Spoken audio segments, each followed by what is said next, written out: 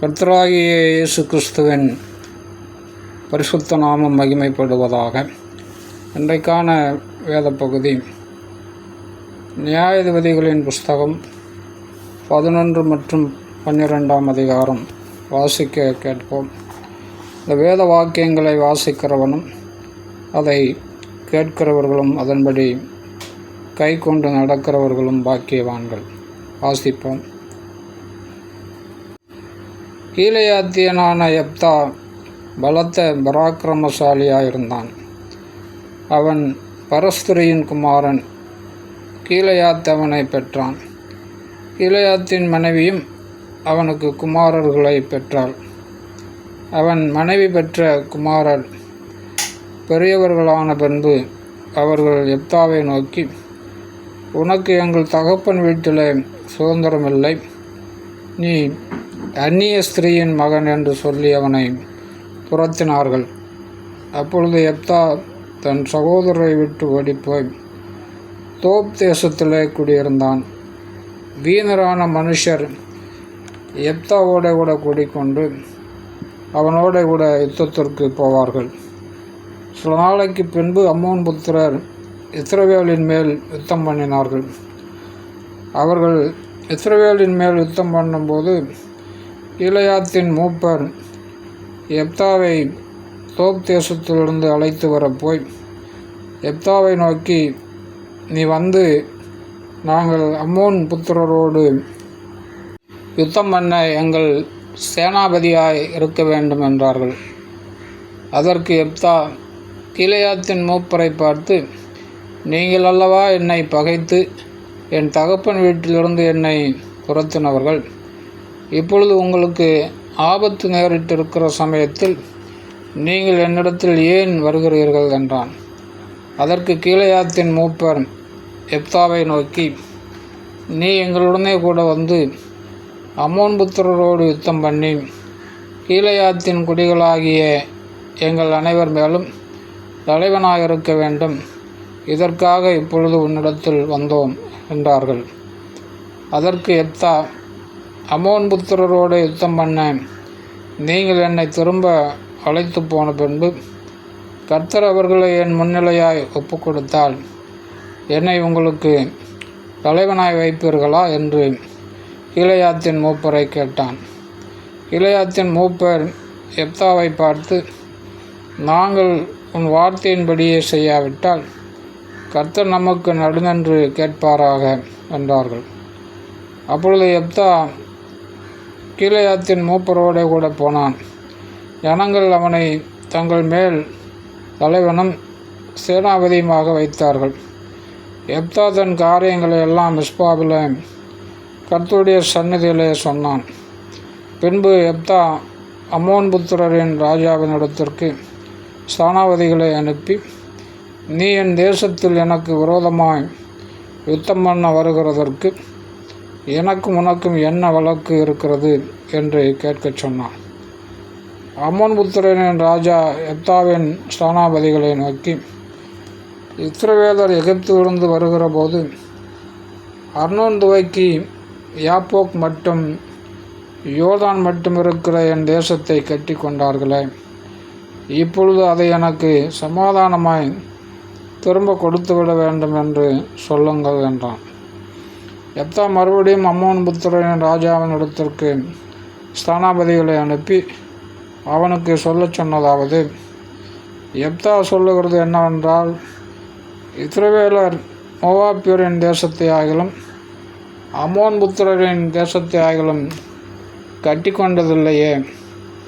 இஸ்ரவேலர் எகிப்திலிருந்து வருகிற போது வனாந்தரத்தில் சிவந்த சமுத்திரம் மட்டும் நடந்து பின்பு காதேசுக்கு வந்து இஸ்ரவேலர் ஏதோமின் ராஜாவினிடத்திற்கு சேனாபதிகளை அனுப்பி, நாங்கள் உன் தேசத்து வழியாய் கடந்து போகட்டும் என்று சொல்லச் சொன்னார்கள். அதற்கு ஏதோமின் ராஜா செவி கொடுக்கவில்லை. அப்படியே மோவாபின் ராஜாவினிடத்திற்கும் அனுப்பினார்கள். அவனும் சம்மதிக்கவில்லை. ஆதலால் இஸ்ரவேலர் காதேசிலே தரித்திருந்து பின்பு வனாந்தர வழியாய் நடந்து ஏதோம் தேசத்தையும் மோவாப் தேசத்தையும் சுற்றி போய் மோவாப்பின் தேசத்திற்கு கிழக்கே வந்து மோவாப்பின் எல்லைக்குள் பிரவேசியாமல் மோவாப்பின் எல்லையான அர்னோன் நதிக்கு அப்பாலே பாளையம் இறங்கினார்கள்.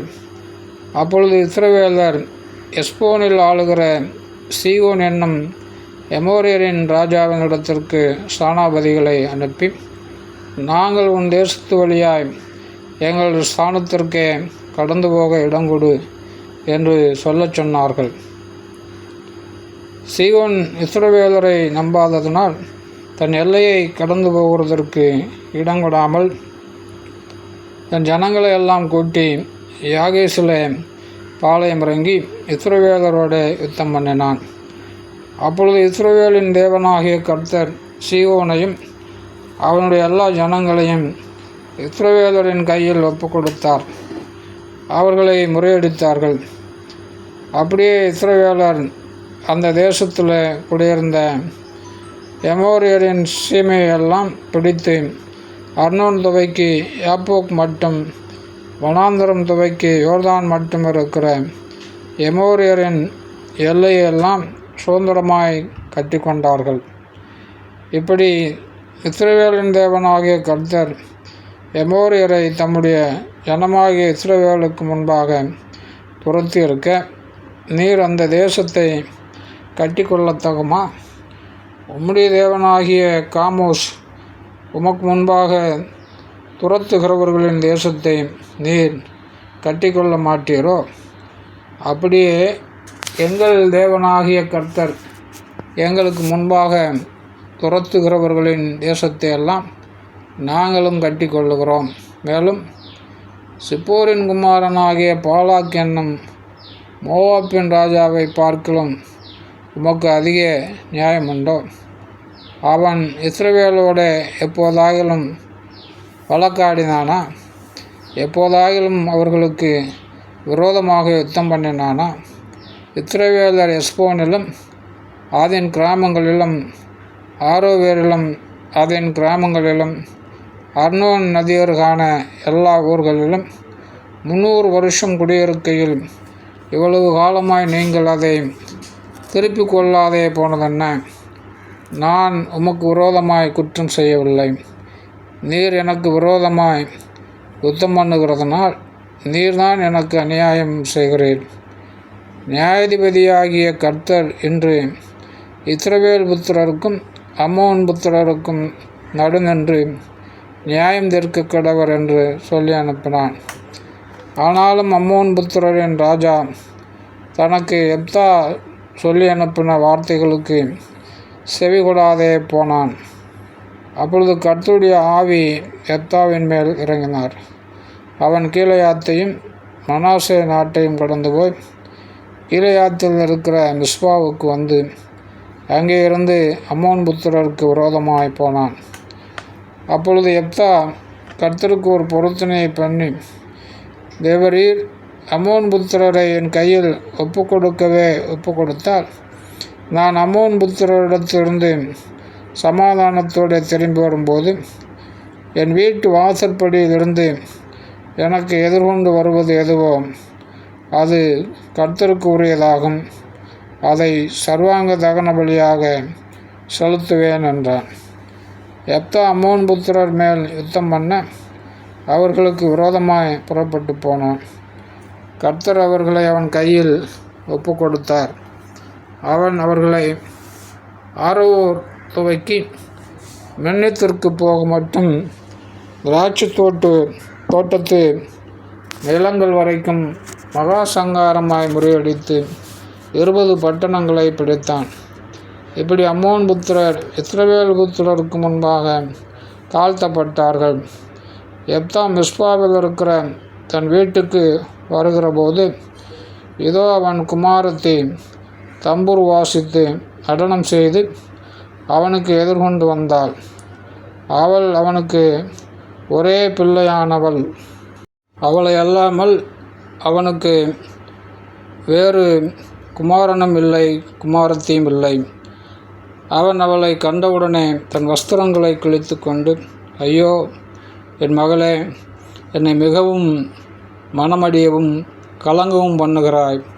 நான் கர்த்தரை நோக்கி என் வாயை திறந்து சொல்லிவிட்டேன், அதை நான் மாற்றக்கூடாது என்றான். அப்பொழுது அவள், என் தகப்பனே, நீர் கர்த்தரை நோக்கி உம்முடைய வாயை திறந்து பேசினீர் அல்லவோ? அம்மோன் புத்திரராகிய உம்முடைய சத்துருக்களுக்கு நீதியை சரிக்கட்டும் ஜெயத்தை கர்த்தர் உமக்கு கட்டளையிட்டபடினால் உம்முடைய வாயிலிருந்து புறப்பட்டபடியே எனக்கு செய்யும் என்றாள். பின்னும் அவள் தன் தகப்பனை நோக்கி, நீர் எனக்கு ஒரு காரியம் செய்ய வேண்டும். நான் மலைகளின் மேல் போய் திரிந்து நானும் என் தோழிமார்களும் என் கன்னிமை நிமித்தம் துக்கம் கொண்டாட எனக்கு 2 மாதம் தவணை கொடும் என்றாள். அதற்கு அவன், போய் வா என்று அவளை 2 மாதத்திற்கு அனுப்பிவிட்டான். அவள் தன் தோழிமார்களோடும் கூட போய் தன் கன்னிமை நிமித்தம் மலைகளின் மேல் துக்கம் கொண்டாடி 2 மாதம் முடிந்த பின்பு தன் தகப்பனிடத்திற்கு திரும்பி வந்தாள். அப்பொழுது அவன் பண்ணியிருந்த தன் பொருத்தனையின்படி அவளுக்கு செய்தான். அவள் புருஷனை அறியாதிருந்தாள். இது நிமித்தம் இஸ்ரவேலின் குமாரத்திகள் வருஷந்தோறும் போய் 4 நாள் கீலேயாத்தியனான யெப்தாவின் குமாரத்தை குறித்து புலம்புவது இஸ்ரவேலிலே வழக்கமாயிற்று. ஆமென்.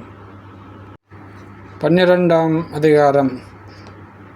எப்பிராயீம் மனுஷர் ஏகமாய் கூடி வடக்கே புறப்பட்டு போய் யெப்தாவை நோக்கி, நீ எங்களை உன்னோடு கூட வரும்படி அழைப்பியாமல் அம்மோன் புத்திரன் மேல் யுத்தம் பண்ண போனதென்ன?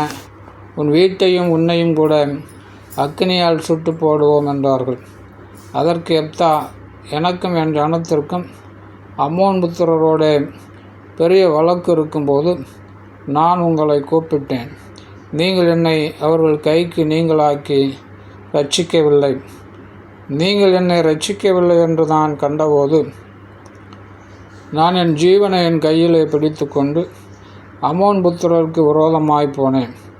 கர்த்தர் அவர்களை என் கையில் ஒப்பு கொடுத்தார். இப்படி இருக்க நீங்கள் என்மேல் யுத்தம் பண்ண இன்று என்னிடத்திற்கு வரவேண்டியது என்ன என்று சொன்னான். பின்பு யெப்தா கீலேயாத் மனுஷரை எல்லாம் கூட்டி எப்பிராயீமரோடு யுத்தம் பண்ணினான்.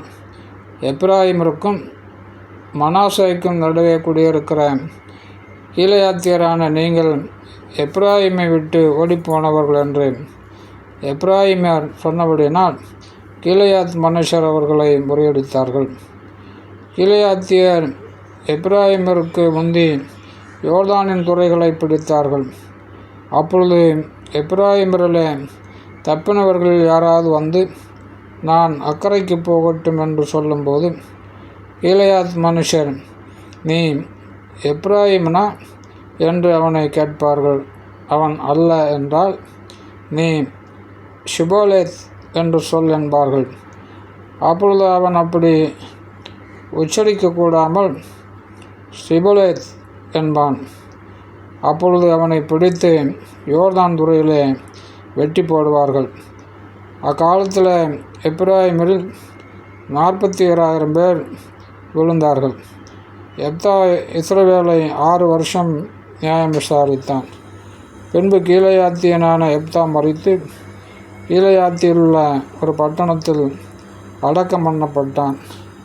அவனுக்கு பின்பு பெத்லகேம் ஊரானாகிய இப்சான் இஸ்ரவேலை நியாயம் விசாரித்தான். அவனுக்கு 30 குமாரரும் 30 குமாரத்திகளும் இருந்தார்கள். 30 குமாரத்திகளையும் புறத்திலே விவாகம் பண்ணி கொடுத்து தன் குமாரருக்கு 30 பெண்களை புறத்திலே கொண்டான். அவன் இஸ்ரவேலை 7 வருஷம் நியாயம் விசாரித்தான்.